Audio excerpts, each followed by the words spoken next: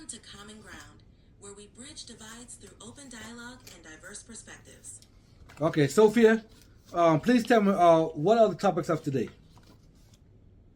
Today's topics are unlawful detention by ICE, cutting the Department of Education, cutting social services, and diversity, equity, and inclusion, DEI. Okay, perfect. So let's get right into it. Okay. So far, Sophia, we're gonna our first topic will be the unlawful detention by ICE. Okay. Sure thing. Let's dive right into it. Tell me your thoughts, right, about what you think when ICE is unlawfully detaining a lot of these people. What are your thoughts on that? Unlawful detention by ICE raises significant concerns about human rights and the rule of law. It highlights the importance of due process and the need for accountability in enforcing immigration policies. What are your thoughts on this issue? Okay, so my thoughts are right. I remember when Rudy Giuliani was the mayor of New York, and when he brought in the stop and frisk for a lot of black and brown people.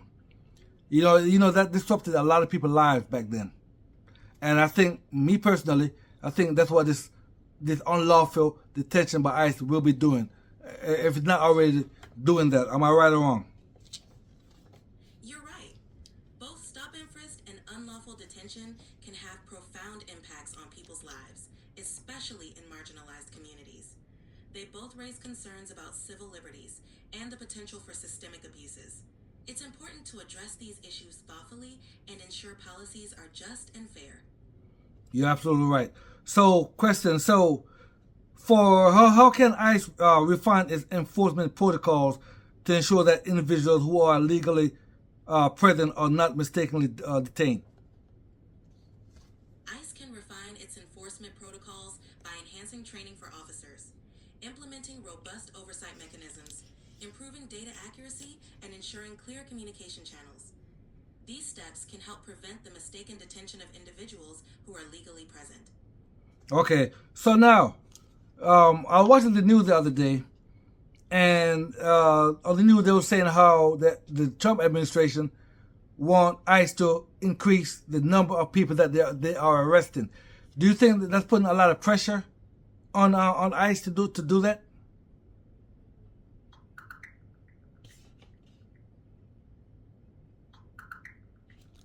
Yes, increasing arrest quotas can put significant pressure on ICE, potentially leading to more aggressive enforcement actions and increasing the risk of errors. This kind of mandate can strain resources and complicate the balance between enforcement and respecting legal protections for individuals. And what do you think could happen to I'm not even just talking about the people that ICE arrest, but the workers, the lower ranking workers, right? What do you think, with so much stress on them, what do you think could actually happen? Increased pressure and stress on lower-ranking workers can lead to burnout, lower morale, and potentially more mistakes in their duties. It could also affect their mental health and job performance, which might contribute to an increase in errors or misconduct.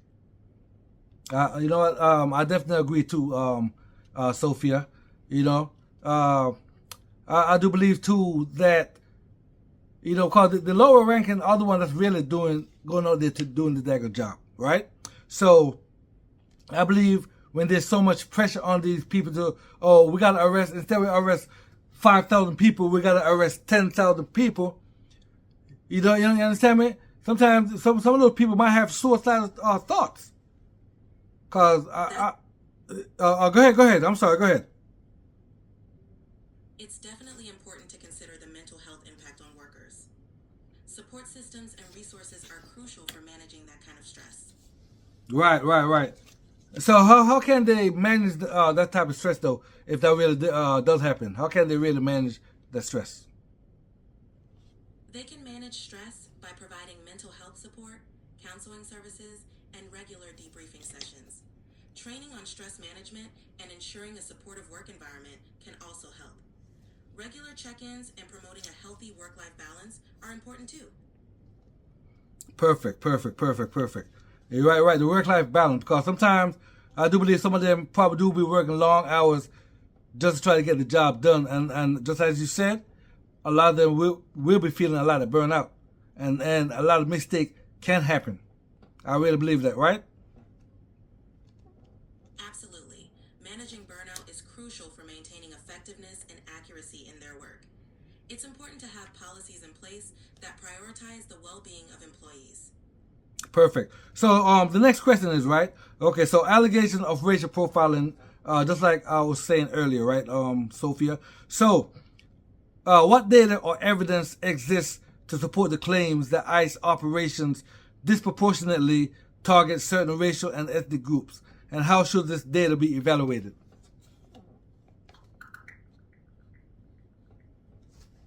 There's evidence suggesting that ICE's enforcement programs, like the 287G program, can lead to racial profiling, disproportionately affecting Latino and Black communities.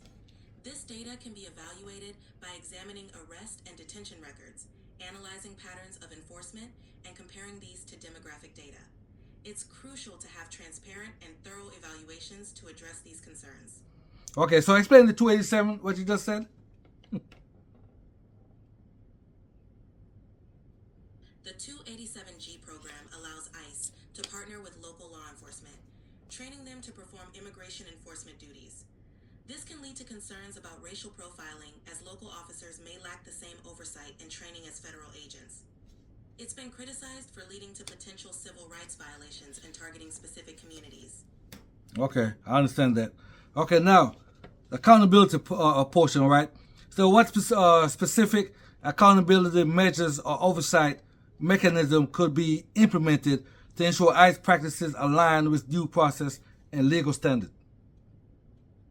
To ensure ICE practices align with due process and legal standards, implementing independent oversight bodies, conducting regular audits, and establishing transparent reporting systems would be crucial. Providing clear complaint procedures and ensuring accountability for misconduct are also important measures. Okay, perfect. So, Sophia, we actually get ready to go into our next topic now, okay? Cutting the Department of Education. What are your thoughts on that? And with Linda McMahon being in charge of the Department of Education, what are your thoughts?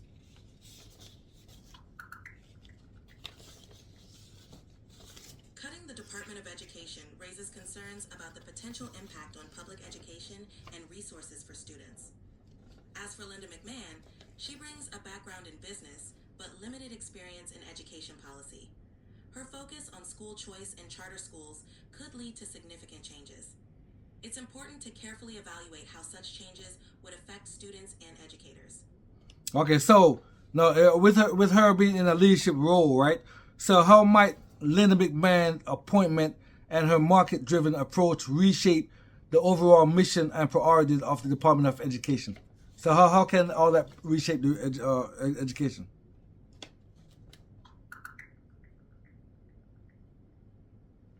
Linda McMahon's market-driven approach could shift the Department of Education's focus towards expanding school choice and charter schools, potentially reducing federal oversight and increasing state control. This could reshape priorities, possibly diverting resources from public schools to alternative education models.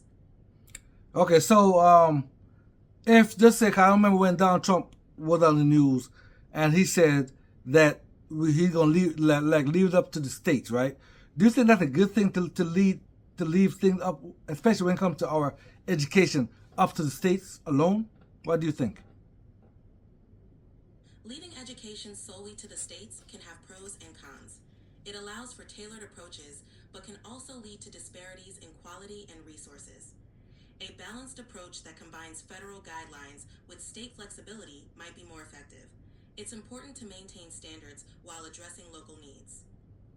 Okay, so if it's led up to the states to give quality education, who do you think that will affect more the worst? What demographic of people? Lower income and marginalized communities might be affected the most, as they often rely more on public resources. Okay, and if that does happen, and the lower income people are affected, what can really happen to those lower income people if they're not getting the proper education or the proper treatment or care? It could limit their opportunities, making it harder to break the cycle of poverty and affecting their future prospects. Okay, so what do you think a better outcome would be, though? A balanced approach that ensures equitable funding and resources across all states would be ideal, promoting quality education for everyone.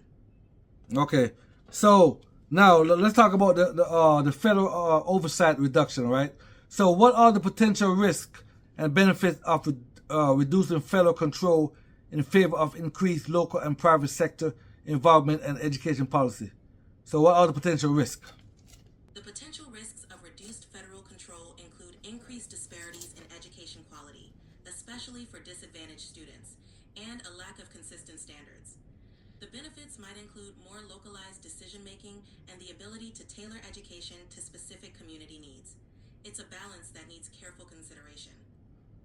Perfect. Okay, now let's talk about focusing on school choice. Okay, so in what ways could an increased emphasis on school choice exacerbate or mitigate existing inequities in access to quality education?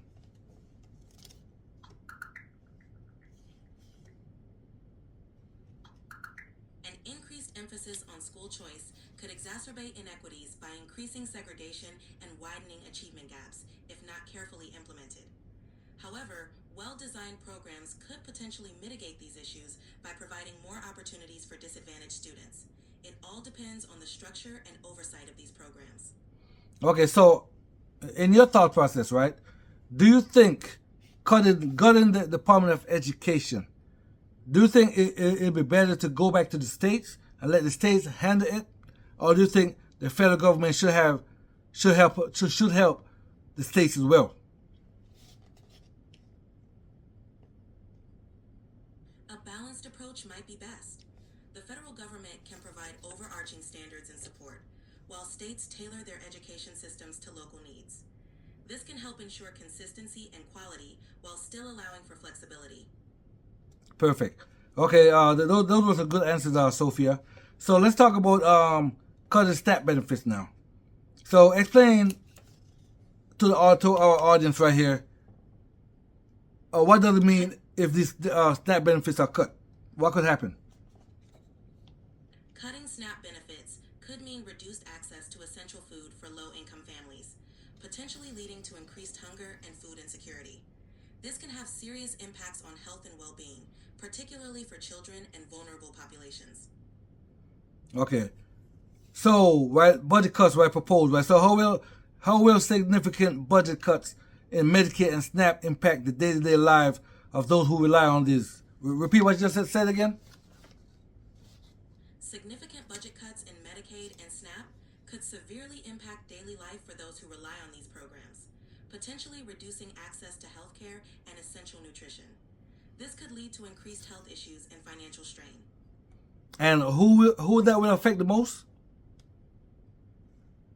It would most affect low-income families, elderly individuals, and people with disabilities who heavily rely on these benefits for their basic needs.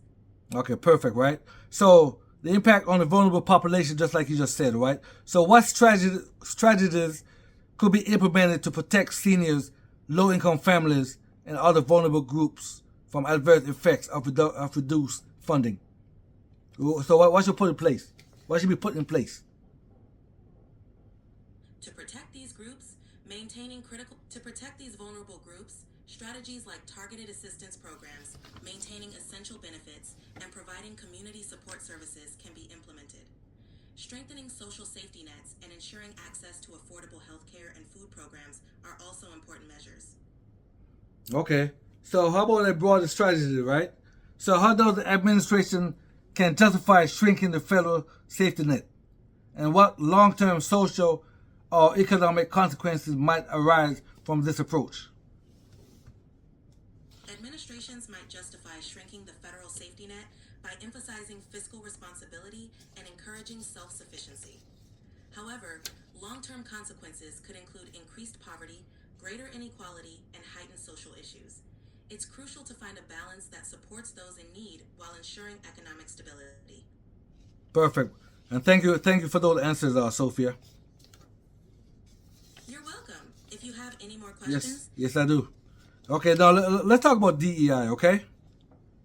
So explain to my audience what is DEI and what does it entail? DEI stands for Diversity, Equity, and Inclusion. It involves promoting representation and participation of diverse groups, ensuring fair treatment and opportunities, and creating an inclusive environment where everyone feels valued and respected. It focuses on addressing systemic inequalities and fostering a sense of belonging. Okay. So, right?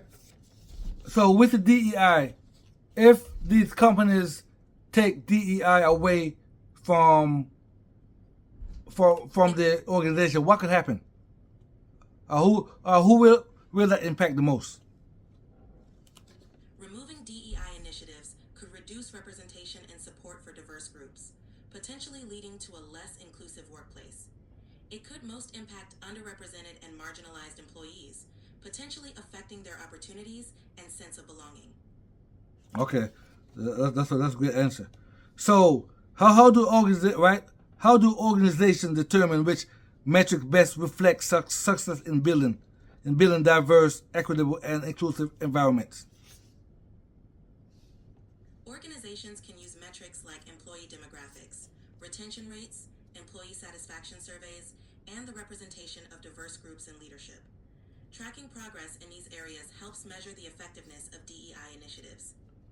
Okay, so which specific historical inequities are most effectively addressed by current DEI programs, and how are these outcomes measured?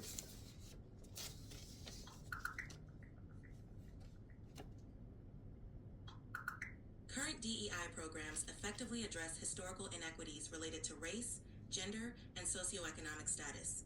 Outcomes are measured by improvements in representation, pay equity, promotion rates, and employee feedback on inclusivity. Okay, perfect. So how can DEI initiatives in the workplace serve as a model for promoting equity in wider community and governmental policies? DEI initiatives in the workplace can serve as a model by demonstrating the benefits of inclusivity, such as improved performance and innovation. These practices can inspire similar approaches in communities and government, promoting policies that value diversity, equity, and inclusion at broader levels.